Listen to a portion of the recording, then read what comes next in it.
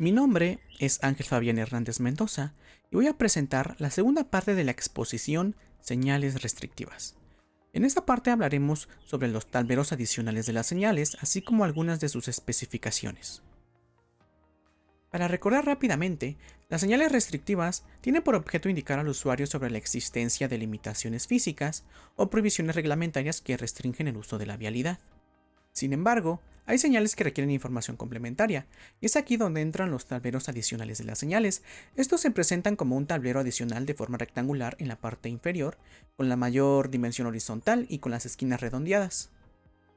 Aquí veremos lo que son tableros adicionales de las señales, su ubicación, ya sea longitudinal, lateral, altura, ángulo de colocación, y su color, de los tableros de las señales y de los tableros adicionales de las mismas. Además de que veremos brevemente lo que es el Banco Digital de Señalización Vial que nos proporciona la SCT. Ya vimos que eran los tableros adicionales de las señales. Ahora hablaremos sobre algunas de sus características, comenzando con su tamaño. Bueno, el tamaño de estos tableros depende de la señal restrictiva que la acompañe y también del número de renglones que sean necesarios para la leyenda. Esto se mostrará posteriormente en la tabla 2, DIOS-3 del Manual de Señalización Vial y Dispositivos de Seguridad de la SCT. Bueno, en esta tabla no solo nos muestra las dimensiones, sino que también nos muestra la altura de los números y de las letras mayúsculas que se utilizan en las leyendas. Cabe mencionar que en ese tipo de señalíticas se usan únicamente letras mayúsculas, con excepción de los siguientes símbolos: metros, kilómetros y horas. Y aquí podemos observar la tabla 2, 2-3, dimensiones del tablero adicional de las señales restrictivas. En la primera columna nos menciona los tamaños de la señal en centímetros. En la segunda, el tamaño del tablero adicional de igual manera en centímetros para uno o dos renglones. Y la altura de las letras mayúsculas en centímetros para uno y dos renglones también. Como mencionamos anteriormente, el tamaño del tablero adicional va a depender totalmente del tamaño de la señal en específico. Aunque hay algunas excepciones, hay casos especiales donde las autoridades responsables de las carreteras puedan aprobar mayores dimensiones a las establecidas en la norma. Y únicamente cuando existan limitaciones de espacio para la colocación de las señales en vías secundarias, se puede utilizar el tamaño de 61 por 61 centímetros. Hablando sobre su ubicación, es muy importante determinar el lugar correcto de estas señales restrictivas. Se deben tomar en cuenta 4 cosas: la ubicación longitudinal, la ubicación lateral, la altura de la señal, el ángulo de colocación. Todo esto con el fin de eliminar cualquier objeto que pueda obstruir su visibilidad. Sobre su ubicación longitudinal, estas señales restrictivas se deben de colocar en el lugar donde exista la restricción o prohibición. Su ubicación lateral es que estas señales restrictivas se deben de colocar a un lado del arroyo vial, montadas en uno o dos postes dependiendo del tamaño de la señal. Y es importante que en las carreteras, estas señales se colocan a modo de proyección vertical de la orilla interior y no debe de haber una distancia menor a medio metro ni mayor a 1.5 metros. En casos específicos, como lo que es cuando la carretera está en corte, el poste de la señal o el indicador del alineamiento se debe de colocar en el talud a nivel del hombro aproximadamente, pero sin obstruir el área hidráulica de la cuneta.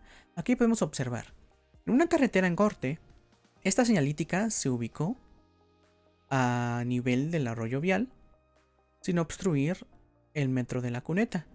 De igual manera, siempre respetando las distancias mínimas y máximas. También nos muestran una imagen de cómo sería la colocación de una señal restrictiva en un terraplén.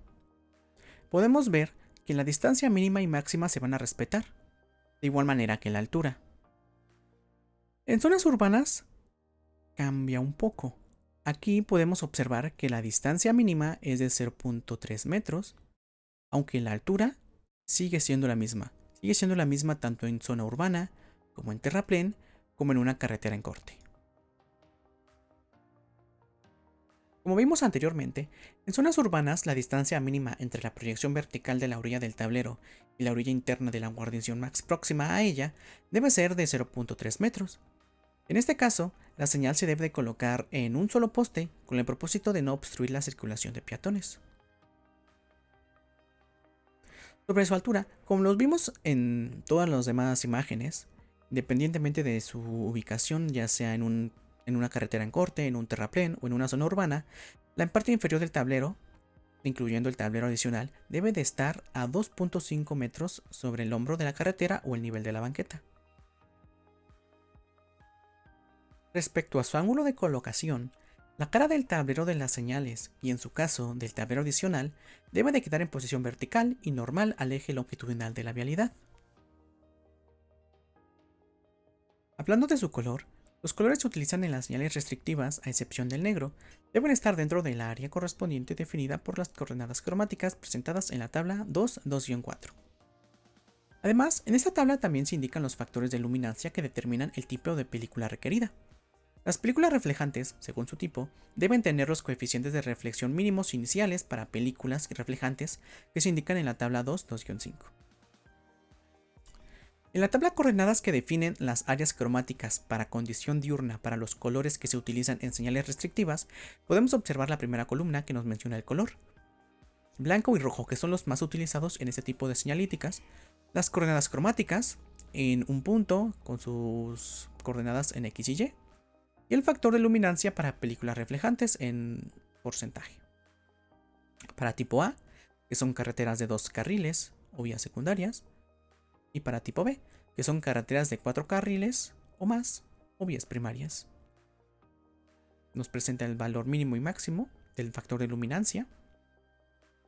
Y hay que tomar en cuenta que estas coordenadas cromáticas están estandarizadas de acuerdo al sistema de la Comisión Internacional de Iluminación, medido con una fuente luminosa estándar tipo D65. Y que para carreteras con 2 carriles, con 2 accesos controlados, se podrán utilizar películas reflejantes tipo B. Aquí podemos observar el sistema estandarizado de la Comisión Internacional de Iluminación, donde nos muestran las coordenadas en X y Y qué puntos podemos tomar. Sobre el color de los tableros de las señales, es que estas deben de presentarse con un fondo color blanco en acabado reflejante, el anillo de color rojo reflejante, y los pictogramas, caracteres y filetes en color negro, con excepción de algunas señales como lo son la señal de alto, la señal de ceda al paso y la señal de sentido de circulación. Hay excepciones, como podemos observar la señal de alto, que es de fondo rojo, con letras y filete en blanco y ambos en acabado reflejante. La señal de ceda al paso, que también es de fondo blanco, sin embargo tiene una franja perimetral roja, ambos en acabado reflejante y leyenda en negro. Y la señal de sentido de circulación, la cual es de fondo negro y la flecha de color blanco reflejante. Continuamos hablando sobre los colores, ahora de los tableros adicionales de las señales. Estos tableros deben ser de fondo blanco reflejante, con letras y filete negro.